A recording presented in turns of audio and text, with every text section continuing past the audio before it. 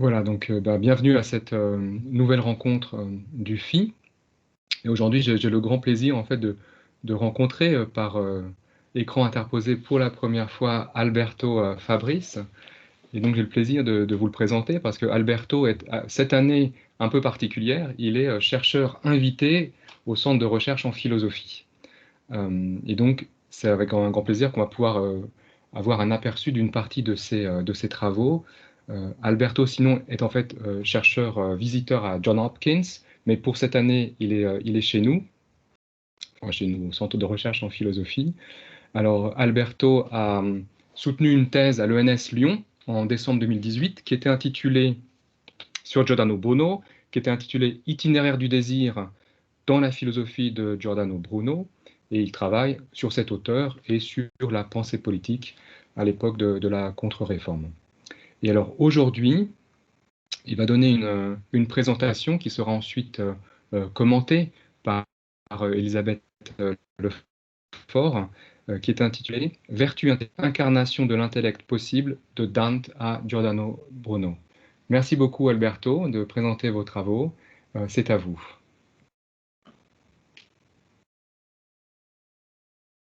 Merci alors aussi à vous tous et toutes pour cette occasion que j'ai salué avec grand plaisir, d'autant plus qu'effectivement, c'est vrai que de faire une année de visiting en, fait, en tant qu'étudiant visiteur, quand l'université n'est accessible que partiellement, c'est un peu frustrant, disons, mais bon, du coup, j'espère pouvoir continuer peut-être par la suite à rester chez vous, même après la pandémie. Et très bien pour l'enregistrement, même si je dois dire que en étant, même si à l'époque j'étais pas né des formations Partito Comunista PC, à l'époque quand on faisait des réunions, il était interdit d'écrire car les membres du parti disaient que seulement les espions prennent des notes. Mais bon, ça c'est pas le cas. Je remercie énormément Elisabeth pour déjà pour tout ce qu'elle a fait en fait pour mon séjour parce que c'était vraiment extraordinaire. En fait, elle m'a donné vraiment des suggestions. Elle m'a dit comment faire aussi avec les choses informatiques et aussi elle était disponible pour participer un peu avec moi avec cette présentation que j'espère en fait sera à l'auteur de ses commentaires. Alors, je dois dire qu'effectivement, j'ai un peu changé de sujet. Et c'est là parce que cette année, je donne cours, en fait, et avec des étudiants de philosophie politique, en fait, des sciences politiques. Et je suis tombé sur un texte connu, même si pas trop, qui est La monarchie de Dante, qui à mon avis est un texte fondamental pour la pensée politique. Et souvent, c'est un texte un peu sous-estimé ou interprété mal. Et une des meilleures interprétations reste, à mon avis, celle de Étienne Gilson, ce grand médiéviste qui a compris à quel point, en fait, même si l'on a interprété toujours en termes d'avéroïsme, en fait, l'avéroïsme de Dante est quelque chose de particulier.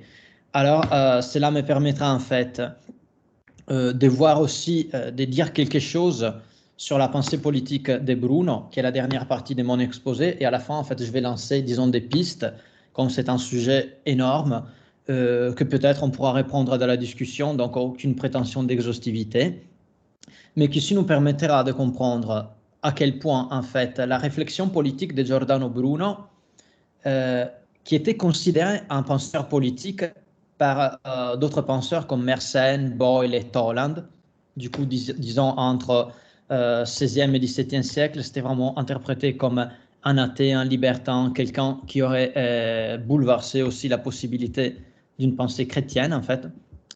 Après, avec l'idéalisme allemand et même la pensée philosophique contemporaine, Bruno, de facto, se trouve dépoliticisé. Personne, sauf quelques interprètes comme Fabio Raimondi notamment, mais aussi Thomas Berns, insiste sur le potentiel politique de la pensée de Bruno. Et comme nous le verrons, la pensée politique de Bruno, ou la philosophie politique ou la politique philosophique, on peut dire les deux, je pense, et ça c'est aussi quelque chose de très intéressant, nous oblige à dépasser les grilles conceptuelles à travers lesquelles la pensée politique contemporaine, occidentale notamment, s'est constituée, voire acte, puissance, immanence, transcendance, forme, matière, et notamment avec la modernité, bien sûr, mais déjà à son temps, l'âge de la contre-réforme, ces façons de penser la politique structuraient vraiment les discours politiques. Et pour faire cela, alors je vous propose, je pensais un itinéraire en 2 étapes qui va de la réception de la doctrine, entre guillemets, avéroïste de l'intellect possible dans l'un des écrits les plus extraordinaires de Dante, la monarchie, et où l'intellect possible, en fait, séparé immatériel d'Averroès, s'incarne dans une humanité qui est conçue pour la première fois comme société humaine universelle. On reviendra sur cette formule, jusqu'à la matérialisation de la forme, de la pensée et de l'intellect, et donc aussi de la théologie et de la politique. Ça, c'est les points importants chez Giordano Bruno. Alors, quelques mots sur Dante, en fait. Je dis que le Monarchie, c'est l'un des traités les plus scandaleux et novateurs.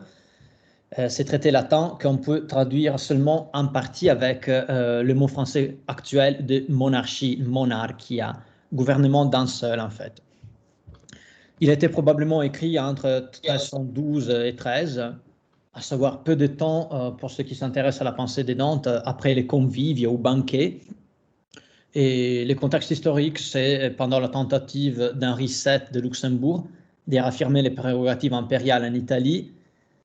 Et après que, après 1301, les Guelfes noirs ont pris les pouvoirs à Florence, appuyés par Boniface et les Français, et ont renversé le gouvernement de Florence, dans lequel Dante avait une partie. Alors, je donne vite fait quelques éléments de contextualisation, même si après je vais vraiment me pencher sur les éléments philosophiques. Tout ça pour dire que souvent la monarchie était lue comme un pamphlet, disons, à l'encontre des prétentions césaropapistes théorisées par des pontifes comme Alexandre III, Innocence III et IV et Boniface VIII, dont nous pouvons appeler ici la bulle Unam Sanctam, qui avait dépoussiéré la vieille doctrine des 2 épées. Pour les dire en 2 mots, la Societas Christiana, Societas, c'est un mot aussi, comme je m'intéresse vraiment à la conceptualité politique, qui ne peut pas être traduit totalement par società, société, mais c'est vraiment la communauté, vraiment la communauté chrétienne, la République aurait dit peut-être Thomas, nécessite de 2 épées pour être préservées. Ça, c'est la doctrine. L'une est temporelle et l'autre spirituelle. Ça, c'est un constat vraiment que tout le monde à l'époque des Dante partageait. Mais le pape Boniface, les grands méchants, disons, de la politique des Dante, depuis la Divina Commedia, argumente cependant qu'il est nécessaire, et là je cite la bulle, qu'une épée soit soumise à l'autre et que le pouvoir temporel se trouve subordonné au spirituel. Jusqu'après ce constat, la bulle Unam Sanctam arrivait à dire que le pouvoir spirituel possède l'autorité d'instituer des pouvoirs temporels, de les juger et, si nécessaire, de les destituer. À ce point, pape Caetani, Boniface VIII, visait à épointer l'épée impériale et en fin de compte à l'attribuer totalement au vicaire du Christ. Quand on lit la monarchie, ça c'est vraiment l'objet polémique des Dante. Et alors, on a l'impression vraiment que la réflexion des Dante sur les rapports entre pape et empereur et le fait que Dante était en exil pourrait nous suggérer de lire la monarchie comme le Defensor Pacis, qui était vraiment plus ou moins de la même époque, 1324, des Marsiles de Padoue. Tous les deux sont dédiés à un empereur, tous les deux contrastent des prétentions papales, et tous les deux rallient la cause de la défense impériale de la cause impériale, en fait, à la défense de la paix, nécessaire pour réaliser le summum bonum des hommes. Or, tous les deux aussi ont été mis en index et tout de suite condamnés de leur publication. On peut aussi ajouter, c'est un auteur comme Gilberto Sacerdoti qui s'est vraiment concentré sur l'importance pour la monarchie des Dante, même dans l'Angleterre d'Élisabeth. Dante était mis à l'index en 1559, quelques mois après le sacre d'Élisabeth, une reine qui vraiment prendra supportera la cause philo-impériale, vécue à travers la formule que chaque roi est un empereur dans son domaine, pour contraster les prétentions deux papes de Rome et de plusieurs papes qui étaient les calvinistes. Ça, c'est ce qu'on disait à l'époque. Il n'y a qu'un pape, mais chaque calviniste est pape à soi-même. Du coup, il est encore plus dangereux. Cependant, derrière des expressions et des arguments à l'apparence conventionnelle, Dante, dans la monarchie, opère des changements profonds, des véritables révolutions par rapport aux sources qui sous-tendent sa tractation, notamment l'aristotélisme d'Albert le Grand et de Thomas d'Aquin et l'avéroïsme. Étienne Gilson, comme j'ai mentionné, dans Dante et la philosophie, qui reste un texte fondamental, quoique difficile à repérer malheureusement aujourd'hui, a été parmi les premiers à dissocier la monarchie d'un avéroïsme d'observance stricte. Et ça, c'était aussi la façon de lire la monarchie depuis le temps même de Dante. Dante était aussi condamné par certains évêques et certains inquisiteurs dominicains en tant qu'avéroïste. Mais le même discours est valable aussi pour Aristote et pour Thomas. Dante professe vraiment un aristotélisme thomiste, si on peut le dire. Alors, on a un langage profondément influencé par ces traditions, même si les solutions que Dante propose, comme d'ailleurs lui-même ne cesse de le remarquer, sont fortement novatrices et représentent parfois des réponses inédites dans la pensée occidentale. L'écart du banquet est vraiment remarquable, car dans les premiers, la rationalisation de la théologie propre à Thomas d'Aquin permet à Dante de proposer une concorde entre philosophes et théologiens dans les banquets, dans les convives. Même si l'âpre conflit entre les partisans du pouvoir temporel du pape et les théoriciens du droit divin des empereurs et des rois nécessitait vraiment d'arguments totalement différents. Alors, un élément intéressant, comme toujours Gilson l'a remarqué, c'est qu'à l'époque de Dante, il est impossible de penser, d'après lui, que la monarchie, c'est vraiment une tentative de restauration impériale que Dante adresse à Henri VII. Parce que, depuis longtemps, la cause impériale, en Italie notamment, était vraiment démodée et impossible, c'était limite un anachronisme. Ça suffit de penser que dans l'entièreté de la production de Thomas d'Aquin, le mot imperator n'apparaît qu'une fois, peut-être. Du coup, quand Thomas pense à la politique, la cause impériale est vraiment superflue. Il la mentionne même pas. Dante, par contre, chez Dante, en fait, l'empereur et l'empire, par contre, deviennent des fonctions métahistoriques, des figures conceptuelles, fonctionnelles à l'élaboration d'une théorie inédite avant la rédaction des Monarchia, celle d'une société humaine universelle. Pour le dire avec Dante, universalis civilitas humani generis. Du coup, une civilité, en fait, une société humaine universelle.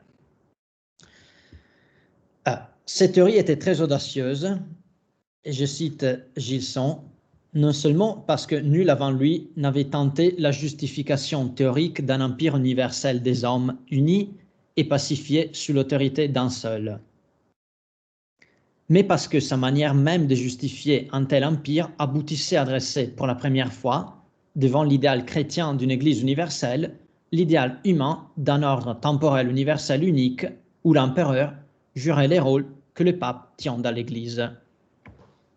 Maintenant, allons vraiment dans les cœurs philosophiques du traité. Parce que pour faire cela, alors Dante utilise des arguments que tout le monde aurait utilisés à son époque, même si on voit bien que quand il les formule petit à petit, il s'écarte à travers en fait des syllogismes, il s'écarte de solutions conventionnelles et il arrive à prendre des positions fort différentes, voire opposées parfois, par rapport à celles de ses sources. Alors, à la base, forcément, de l'itinéraire dantesque, il y a l'idée aristotélicienne de la politicité, pour ainsi dire, de la nature humaine, qui est une synthèse entre des entités différentes comme la physis et la polis, opposées chez Aristote. Car chez Aristote, je le rappelle vite fait, la physique est une science théorétique qui s'occupe de la nature, qui a un caractère nécessaire et qui ne peut pas être autrement par rapport à ce qu'elle est. Alors que la politique est une science pratique comme les mécaniques qui concerne l'humanité, bien sûr, seulement les hommes, et qui porte sur ce qui peut être ou non. Aristote souligne ses propos bien, et ça c'est aussi intéressant. Ça c'est aussi intéressant du point de vue vraiment de l'histoire des concepts, quand on veut chercher de dire que la démocratie remonte à Aristote, qui est une idée qui n'a pas lieu. Parce qu'Aristote souligne bien les caractères naturels de la famille et de la cité. Famille et cité sont par nature. Désolé, j'ai un chat qui fait du bruit. Alors, la nature de la famille et de la cité, tout en les raccordant forcément des constitutions qui peuvent avoir des formes historiques et contingentes. Alors, chez Aristote, la cité a un caractère nécessaire, forcément. En dehors de la cité, il n'y a que les dieux ou les fauves. Et elle est aussi essentielle pour réaliser l'activité humaine par excellence, à savoir la pensée, qui est la réalisation de la forme humaine. Cette idée, bien sûr, aura une longue postérité, et on la retrouve inaltérée chez Thomas d'Aquin.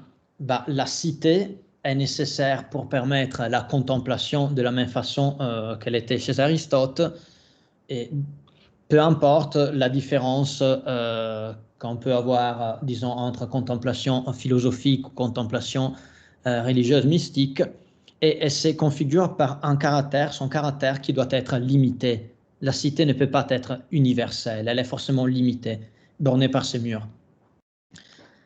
Dante s'appuie sur ces constats, effectivement, de la nécessité de la politique, mais il le fait pour les renverser. L'idée aristotélicienne selon laquelle l'essence exclusive de l'être humain consiste dans l'exercice de la pensée est théorisée à travers la médiation de la doctrine avéroïste de l'intellect possible séparé. Et là, on va vite fait voir aussi cet aspect, parce que Dante insiste sur le fait que la partie la plus excellente, la partie propre à l'homme, est l'activité contemplative. L'homme doit réaliser cette activité contemplative. Cependant, en s'appuyant sur la théorie d'Averroès, selon laquelle il n'est pas possible de réaliser totalement, d'actualiser totalement la puissance de l'intellect possible en un moment, il faut que l'intellect possible, ça c'est Averroès, soit séparé et qui se réalise, séparé aussi abstrait, et qui réalise dans la continuité, dans le temps. Un instant, en fait, j'arrive tout de suite.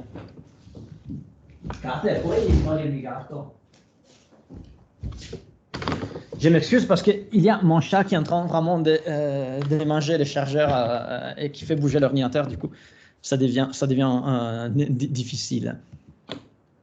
Je m'excuse aussi pour ces moments. Alors, je reprends. Je vais dire alors que Dante s'appuie sur la nécessité et sur le fait que la réalisation de la nature intellectuelle de l'homme est son propre, est l'expression la plus aboutie, la plus ultime de l'essence de l'homme. Et du coup, il le fait en s'appuyant sur la doctrine de l'intellect potentiel. Aristote doit être séparé parce qu'il doit permettre la communication intersubjective et aussi il doit réaliser ce qu'une seule vie humaine ne pourrait pas faire, à savoir être totalement un acte. C'est une théorie vraiment magnifique parce que moi, dans mon activité d'être humain, je suis limité par la matière.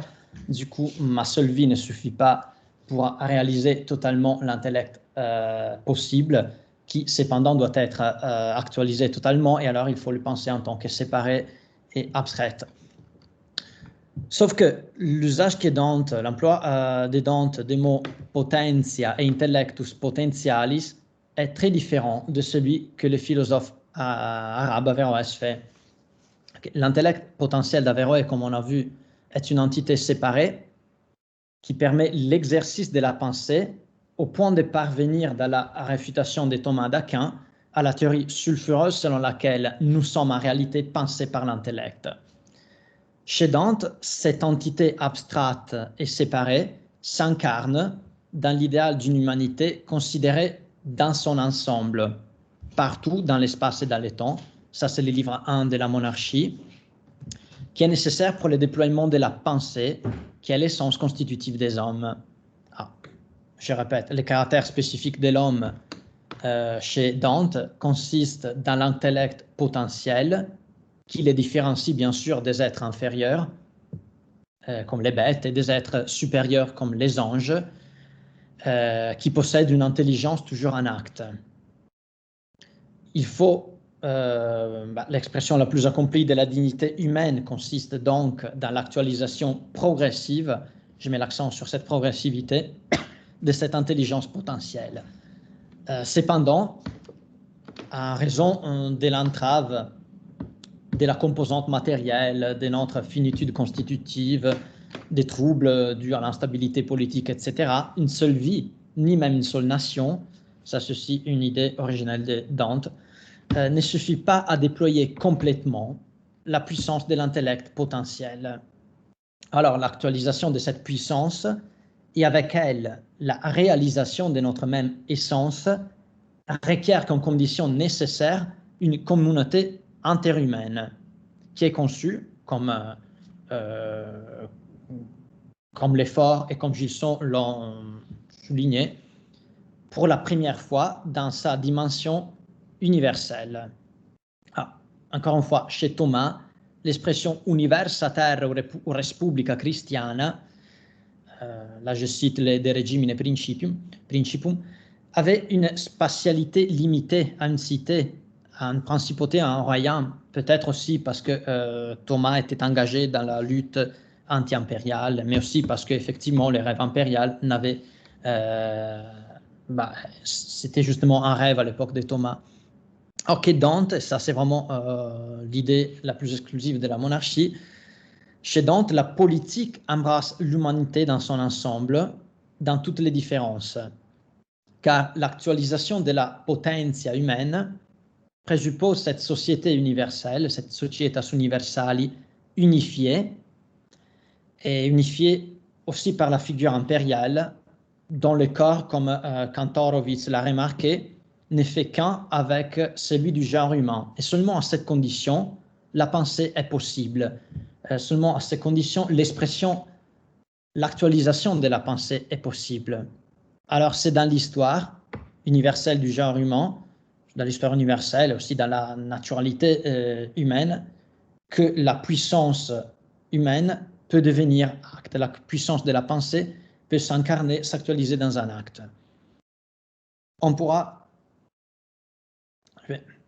faire la transition avec Giordano Bruno tout en sachant que là, j'ai vraiment abordé seulement les livres 1 de la monarchie et qu'il y a plein d'arguments que je ne peux pas résumer maintenant, mais j'espère un peu avoir montré comment la tentative du démonarque de Dante, bien qu'enracinée dans un discours où la nature et l'histoire ne sont que manifestations de la providence d'un Dieu transcendant, bien sûr, quand même, j'espère d'avoir démontré que cette tentative fait de la politique la condition essentielle de la réalisation de l'humain.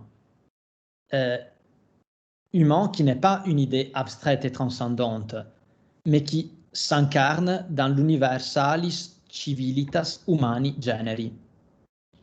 Donc, pour Dante, la politique est nécessaire pour la réalisation de la nature humaine. Alors, si avec Dante, la potentia humaine était la réalisation en acte de l'intellect potentiel, non plus séparé comme Averroès, mais immanent au corps d'une société universelle et unifiée politiquement. Je souligne aussi, encore une fois, l'unification politique dans le corps de la figure impériale. Chez Bruno, le concept de potentia a une connotation totalement différente. Le mot potentia, qu'on peut définir la véritable clavis magna, pour utiliser un lexique propre à Giordano Bruno, la clé universelle, la clé de voûte de sa philosophie, renvoie à la force créative toujours et totalement un acte d'un principe premier qui n'est pas pensé en termes de transcendance ou d'immanence. Bruno, ça c'est l'un des aspects à mon avis les plus difficiles de la philosophie de Bruno, emploie un langage forcément courant, mais tout le langage philosophique reste problème, pour exprimer des concepts qui vont, ça c'est peut-être aussi le problème de chaque pensée, bon, pour exprimer des concepts qui le dépassent. Alors, il est un peu comme Dante aussi pour la langue italienne, il fait un peu la même chose pour la langue philosophique italienne, et aussi le latin en fait est concerné par la philosophie de Bruno. Il essaie vraiment de les forcer, il essaie de les pousser au maximum. Du coup, parfois, c'est vraiment difficile de dissocier les sens communs que les langages philosophiques avaient à l'époque de Bruno du sens qu'il veut lui attribuer. Parce qu'on voit qu'on doit dire Dieu, on doit dire matière, on doit dire immanence et transcendance, même si dans l'univers de Bruno, tout cela n'a plus de sens. Alors, le Dieu de Bruno n'est pas autre chose que la matière infinie, traversée partout et de la même façon par cette puissance et cet intellect matériel qui la vivifie. Cet aspect a des implications précises sur son discours politique. Parce que si Dante est le premier à penser politiquement une société humaine universelle, et il est fait en identifiant l'intellect potentiel avec les corps de cette société, Bruno poursuit cette œuvre de matérialisation de l'intellect potentiel. Alors, chez lui, tout au long de ces dialogues italiens, il ne cesse pas de déconstruire les dualismes aristotéliciens entre matière et forme. Parce que dans un univers infini, et cela est la vraie révolution de la philosophie de Bruno, fini et infini, matière et forme, matériel et spirituel ne peuvent que coïncider. Alors, penser jusqu'au bout l'infinité des dieux nous impose de l'identifier totalement avec la création pour ne pas introduire en lui, chez Dieu, aucune des formes de limitation ou des mauvaises volontés, comme il aurait pu, mais il ne l'a pas fait. Chez Bruno, il n'y a pas vraiment de création. Dieu coïncide avec l'univers, qu'il n'écrit pas, donc Dieu coïncide avec l'univers infini. J'ai mentionné, il aurait pu, mais il ne l'a pas fait, qui est une des formulations propres à la distinction potentia Dei absoluta, potentia Dei ordinata, dont la formule classique est proposée dans la Summa Lensis, qui vient d'être aussi publiée cette année, qui est une œuvre collective des pères fondateurs de l'école franciscaine de Paris. C'est un texte du XIIIe siècle. Dans ce texte, en fait, il y a la distinction, toutes les réflexions comme est-ce que Dieu aurait pu créer les mâles? Est-ce que Dieu a créé des choses? Pourquoi Dieu a décidé de créer vraiment ce monde? Pour Bruno, cela n'a pas de sens car si on limite l'acte créateur de Bruno à quelque chose, à une forme seulement, déjà, je risque d'introduire en lui une mauvaise volonté parce qu'il n'a pas décidé de créer quelque chose qui était mauvais. Du coup, en lui, il y aura aussi la racine du mal. Ou bien, comme le dit Bruno, une forme d'oisivité. Il aurait pu créer l'infini, qui est bon par excellence, mais il a décidé de donner acte seulement à une partie de cet infini. Dieu serait oisif.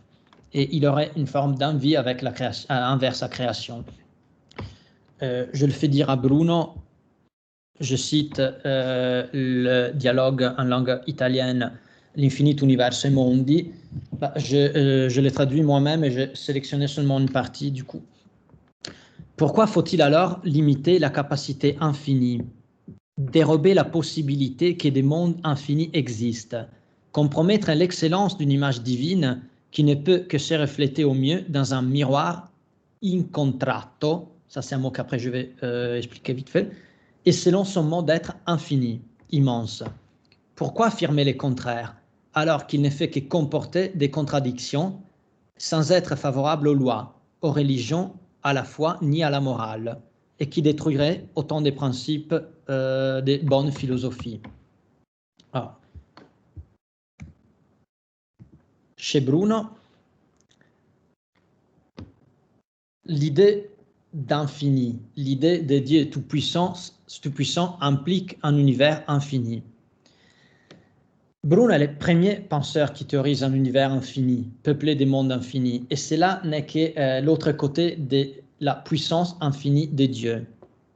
Nous avons ici affaire forcément à non pas à deux types d'infini différents, mais à deux modes de même infini. Il y a l'univers infini peuplé des mondes infinis.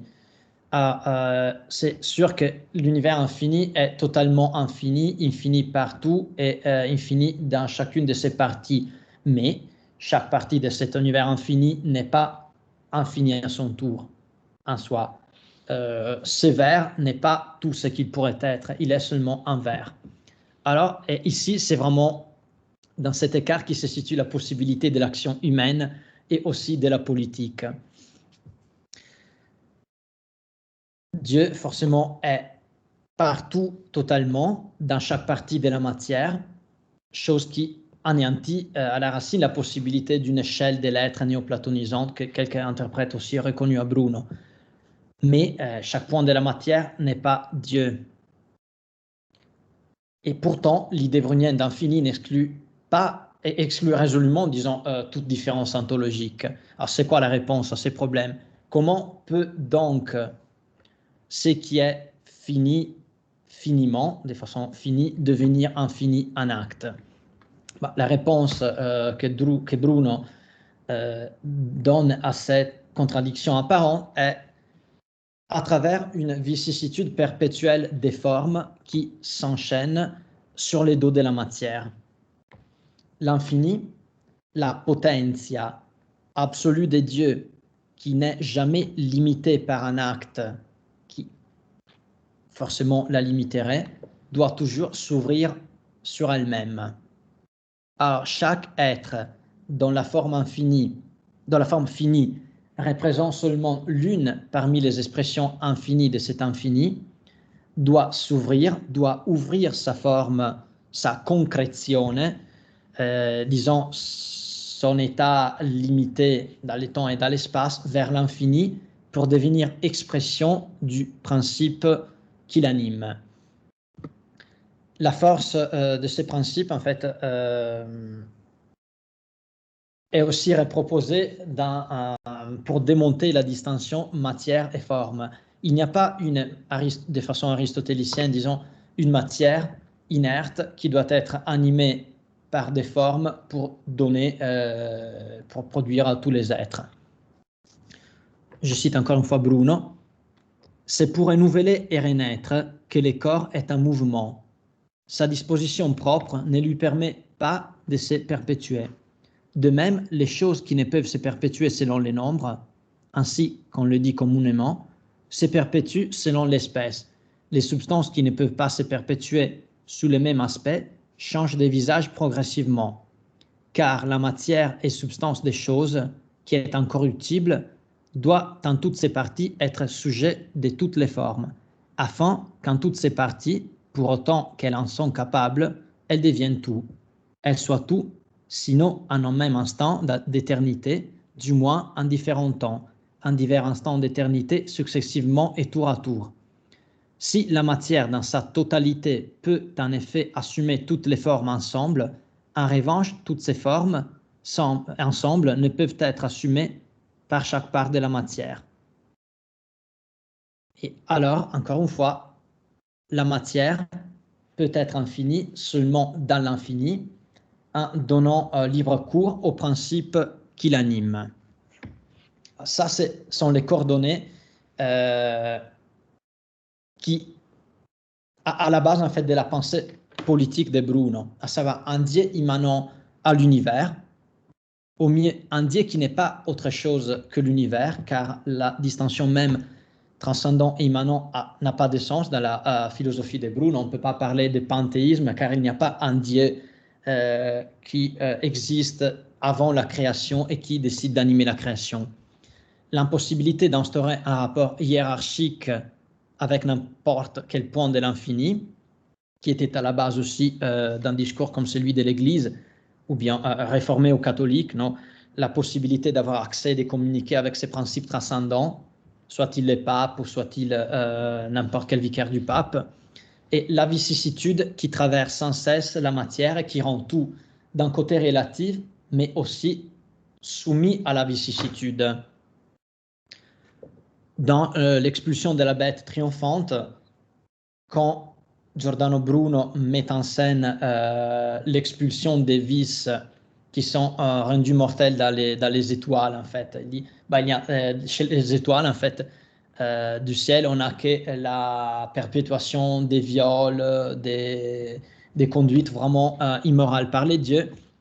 Alors, il faut renouveler les ciels pour obtenir une terre nouvelle. Bon, bien sûr. Le point, c'est que la vicissitude qui change toute chose et qui rend impossible la permanence de n'importe quel principe change aussi les dieux. En fait, Zeus, qui est censé être disons, entre guillemets, le paradigme du gouvernement, est aussi soumis à cette vicissitude. Si on pense vraiment jusqu'au bout, la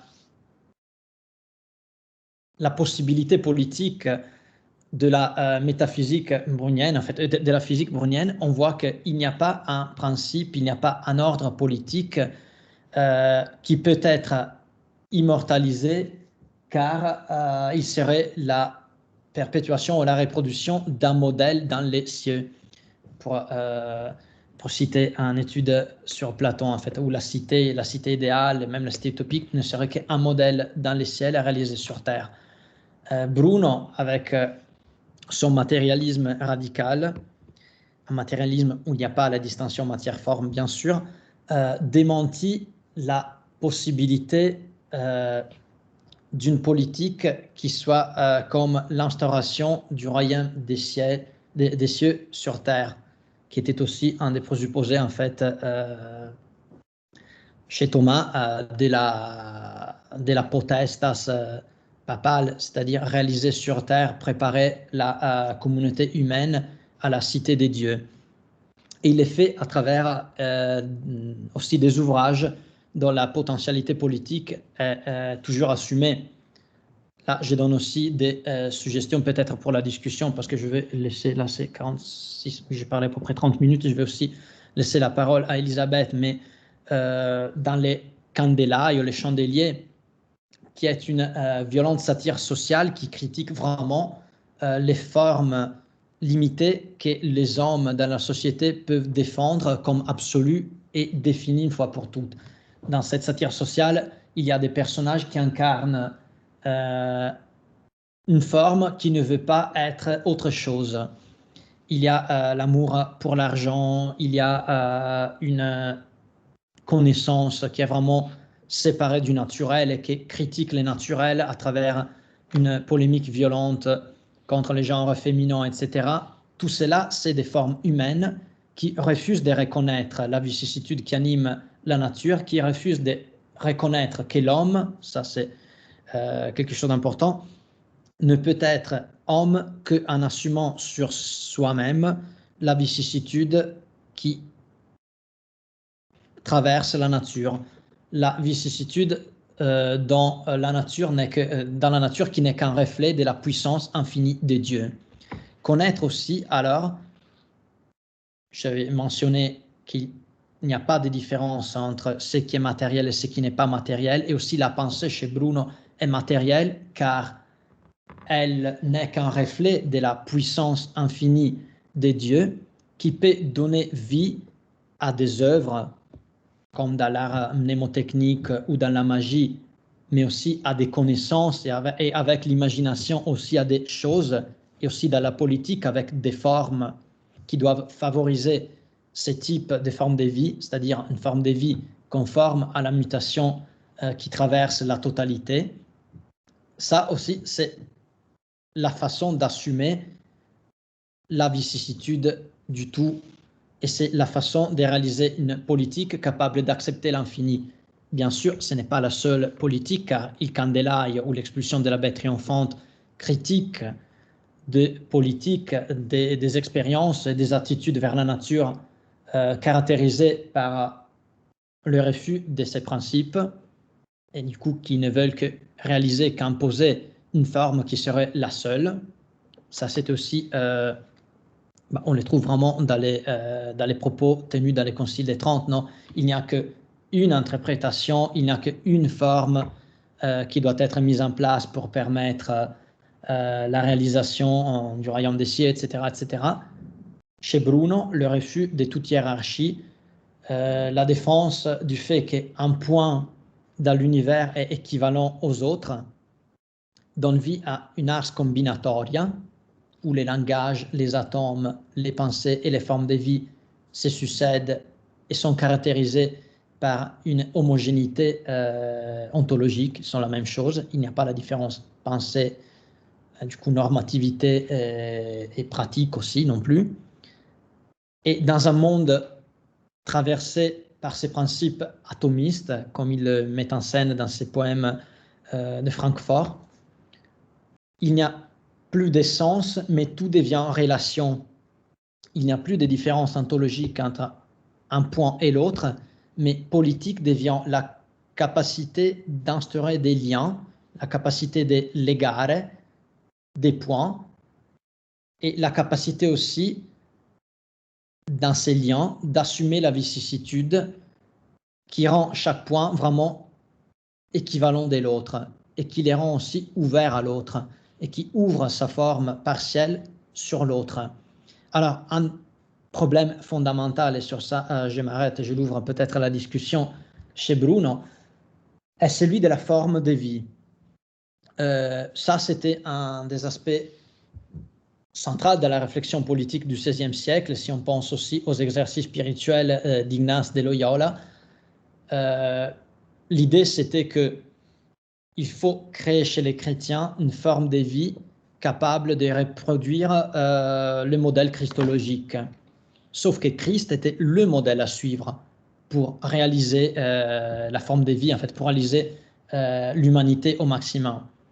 Bruno indique un autre modèle, en fait, indique qu'il n'y a pas de modèle à suivre, indique que chaque point est l'équivalent de l'autre. La seule chose qu'on peut assumer dans notre forme de vie finie, c'est cette vicissitude incessante qui altère, qui meut et qui permet de réaliser l'infini dans ce qui est fini, du coup l'infini dans les œuvres, qui doit être transformé à son tour dans une forme de vie. C'est-à-dire, le problème politique de Bruno est comment peut-on ouvrir une vie qui est limitée, une vie qui est partielle, une vie qui est concrètement déterminée à la totalité du possible. Comment peut-on réaliser alors cette potentia, pour reprendre les mots que déjà Dante utilise et qui aussi chez lui est le propre de l'humain, comment peut-on actualiser cette potentia? Pour Dante, la réponse était dans une communauté universelle, pour reflet du premier principe transcendant. Pour Bruno, ça devient à travers l'immanentisation, en fait, l'ouverture aux combinaisons possibles, en fait, à la vie qui traverse la matière, au principe qui traverse la matière. Voilà, ça, c'était quelques éléments des discussions que je voulais vous offrir, en vous remerciant pour votre attention. Merci beaucoup, cher Alberto. Merci beaucoup pour cette présentation qui était... J'ai pris le temps, j'espère, non? J'ai calculé à peu près. c'est parfait, c'est parfait. La présentation était très riche. Elle va susciter beaucoup de questions. Vous avez résisté à un chat qui était visiblement du côté de l'Inquisition et pas de Bruno, donc c'est parfait. Désolé. Non, mais c'est parfait. Et alors, avant de donner peut-être de donner un temps de discussion, je vais d'abord donner la parole à Elisabeth Lefort. Et peut-être, Alberto, vous pourrez répondre en premier aux commentaires d'Elisabeth avant la discussion, si vous le souhaitez. Et d'abord, donc, je présente Elisabeth. Elisabeth qui a soutenu une thèse à Louvain et au Luxembourg sur Hans Kelsen et qui est actuellement chercheuse postdoctorale au CTP, au Centre de théorie politique à l'ULB, avec un projet autour de la reconstruction d'un humanisme contemporain en s'inspirant à la fois de Claude Lefort et de Merleau-Ponty. Et donc je remercie d'abord vivement aussi Elisabeth Lefort d'avoir accepté de donner un commentaire à la présentation d'Alberto. C'est à vous. Merci beaucoup Arnaud pour cette présentation. Je crois qu'il y a une conspiration des chats aujourd'hui. définitivement, ils se sont passés le mot. Donc, tout d'abord, merci 1000 fois, Alberto, pour ta confiance et de m'avoir demandé d'être répondante. C'est vraiment un honneur pour moi, d'autant plus que la présentation était très riche, hyper claire et passionnante à bien des égards. Donc, merci 1000 fois pour ça et merci de me laisser cet espace de discussion. Je commencerai en disant que toute réponse est finalement apportée sur fond d'une perspective propre, c'est-à-dire que les idées de la présentation sur lesquelles on met l'accent en général ne sont en réalité que des passages qui ont un écho pour nous, c'est-à-dire qui ravivent et font résonner des lectures ou des recherches qui sont propres à un répondant ou à une répondante. Et si j'utilise cette introduction précisément, c'est en guise de, disons, de précaution préalable ou une sorte d'excuse a priori. Si dans mon propos, je vais insister sur 3 originalités éclairantes de ta présentation, Alberto, il est évident pour moi que celle-ci ne se limite pas à ses apports, autant qu'il est certain que la discussion qui suivra mettra en lumière, j'en suis sûre, d'autres points cruciaux. Donc voilà, c'est plus pour m'excuser de ma lecture partielle ici, quoi. Donc, dans cette logique, la première originalité qu'il convient de saluer, à mon sens, et qui pourrait passer inaperçue dans une salle virtuelle composée de philosophes, est manifeste au vu des auteurs mobilisés par Alberto, à savoir Dante et Bruno. Or, il ne s'agit pas simplement de dire ici que ces auteurs sont peu souvent cités, qu'ils font rarement l'objet de présentation, ou encore de déplorer le manque de cours qui leur sont consacrés, mais réellement de s'étonner de ces faits-là, comme le fait en outre Claude Lefort dans la préface à la traduction de la Monarchie. Je cite ici Lefort: « Comment peut-il se faire que le philosophe Dante n'intéresse que l'historien du Moyen-Âge ou le théologien, et qu'un étudiant en lettres, en philosophie, ou comme on dit à présent en sciences humaines, parvienne le plus souvent au terme de sa scolarité sans avoir jamais entendu parler de la monarchie, ou qu'il sache seulement, dans le meilleur des cas, que ce traité offre l'un des derniers témoignages de la querelle de la papauté et de l'Empire. » Fin de citation. Ce que dit Lefort de Dante pourrait tout aussi bien s'appliquer à Bruno. Et en fait, à la suite du propos d'Alberto, il convient de dire que ce constat doit s'appliquer à Bruno. En effet, le second geste décisif dans la présentation d'Alberto est de mettre en exergue, au sein de l'économie de la pensée de Dante, le concept d'intellectus potentialis, c'est-à-dire d'intellect potentiel. Ce concept est la clé qui lui permet d'une part de situer Dante dans l'histoire de la philosophie. Si les termes d'intellect potentiel marquent une reprise chez Dante de l'aristotélisme d'Averroès, le sens qui est inoculé marque véritablement une rupture, voire un renversement par rapport à ce dernier. Chez Averroès, je cite ici Alberto, les êtres humains sont pensés par l'intellect. Fin de citation. Ce qui marque encore une séparation entre les deux concepts, entre l'homme d'une part et l'intellect d'autre part, mais aussi une forme de passivité du sujet ou de l'homme par rapport à une grandeur qui le dépasserait. Chez Dante, au contraire, l'intellect potentiel est une caractéristique propre à l'homme. L'essence humaine, à reformuler cette idée, est d'être doté d'un intellect en puissance qui est appelé à être développé en acte. Cette thèse anthropologique, en tant qu'elle porte sur la nature de l'être humain, a un impact politique crucial, à savoir celui de placer l'intellect au cœur de la réflexion, ce qui revient à ouvrir,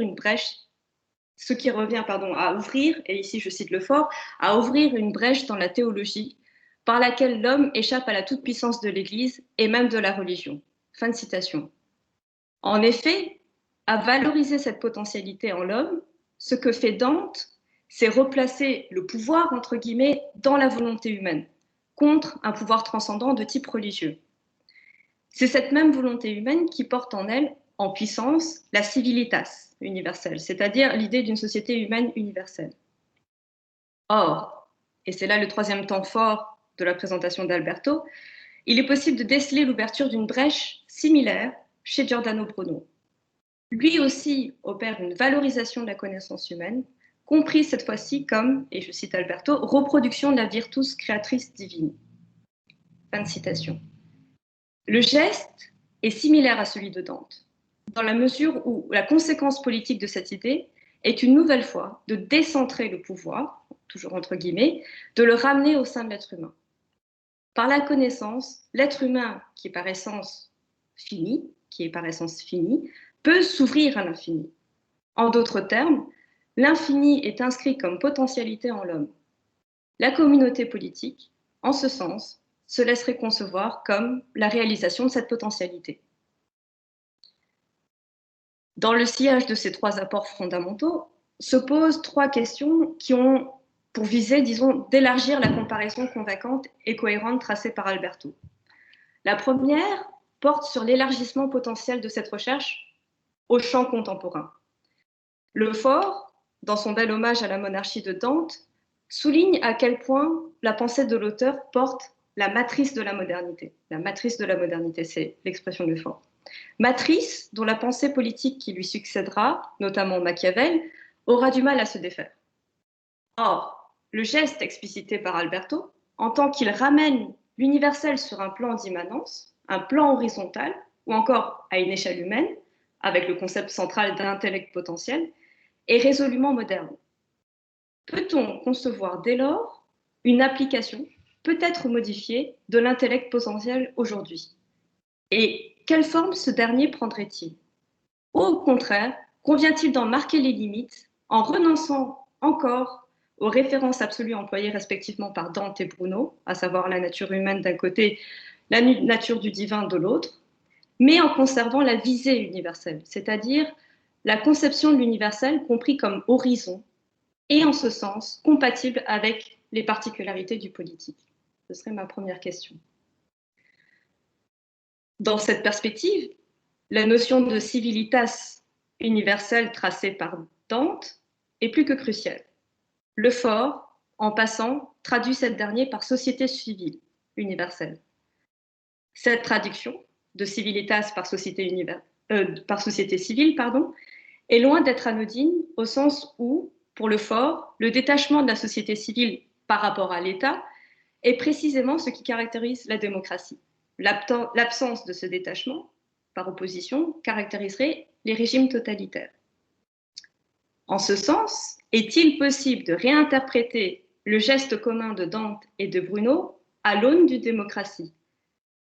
L'intellect potentiel et la vertu intellective peuvent-ils se laisser concevoir non plus comme une capacité qui appartiendrait en propre à un individu, mais qui s'accomplirait dans une activité politique commune? Et en un sens, ta présentation, Alberto, apporte déjà une réponse positive à cette question.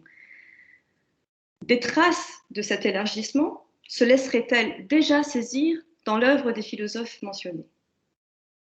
Enfin, et plus généralement, le concept d'incarnation, qui est central dans la réflexion d'Alberto, semble également porteur de pertinence et d'actualisation. Or, comment comprendre cette incarnation? Elle semble dépasser le cadre d'un corps humain simplement physique, tout comme elle semble excéder le cadre d'un corps individuel. Sans céder à la forte tentation qui est la mienne ici de parler d'une chair, du social phénoménologique, serait-il possible néanmoins d'expliciter les coordonnées d'un corps politique à partir, et peut-être par-delà, Dante et Bruno?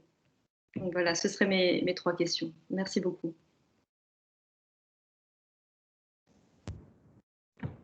Merci vraiment. Alors, pour tous ces points, peut-être on pourra répondre aussi ensemble parce qu'il y aura plein de suggestions beaucoup plus dignes que la mienne, c'est là.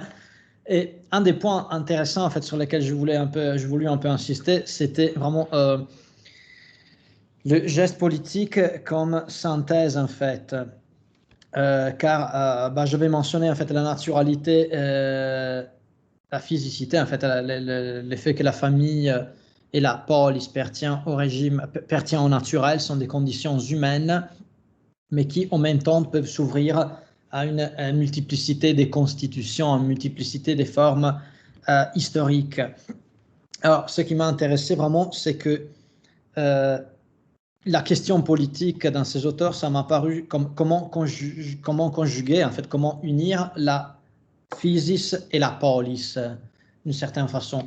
D'où aussi la médiation pontificale chez les Romains, mais aussi chez les chrétiens, où le physis, disons, s'articule aussi en nature physique, mais aussi en image du divin, voire histoire parfois, qui incarne cette providence en fait du divin, en fait, qui s'ouvre à la physis. La physis n'est qu'une image de la providence.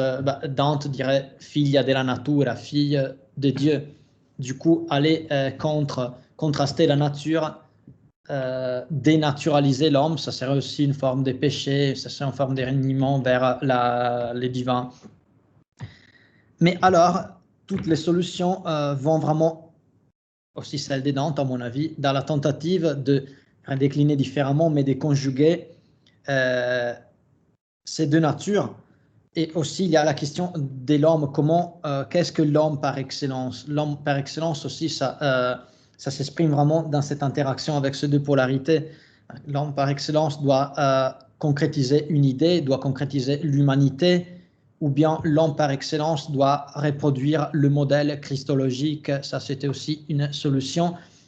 Ce débat était vraiment aussi articulé au Moyen-Âge. Un autre article de Kantorowicz s'interroge sur l'effet que le pape, au Moyen-Âge, était, chez certains canonistes, considéré comme vicaire de Christ et donc image de Christ. Il y a des traités maintenant. Alors, l'article, c'est la souveraineté de l'artiste, je pense, si je ne me trompe pas. Où Kantorowicz dit, oui, il y a des canonistes qui assignent au pape aussi la fonction de faire des miracles. Le pape peut aussi délier et lier. Encore une fois, créer des liens qui rendent naturels et qui créent des liens entre polis et physis, mais aussi des liens qui excluent, qui peuvent dire tout cela est dehors, tout cela n'appartient pas, pour le dire avec Bruno, n'appartient pas au royaume des cieux, quand il redécline en fait Saint Paul pour opérer une espèce de redéclination blasphème en fait. Et oui, voilà. Aussi, le fait que l'homme par excellence, en fait, encore chez Dante, effectivement, doit réaliser l'humanité. Et la chose qui était intéressante, c'est qu'il y a une humanité qui n'est pas à l'image d'une idée, mais qui est une humanité qui s'inscrit dans les sociales. Du coup, c'est effectivement, et l'effort insistait beaucoup sur ces points, une humanité qui devient corps social, qui devient société civile universelle, pour le dire aussi, de façon quelque peu anacroniste, mais assumée. C'était aussi la beauté, je pense, du geste. De l'effort, du coup, immantiser la puissance et voir comment l'intellect potentiel qui ouvre la puissance humaine s'incarne dans les corps.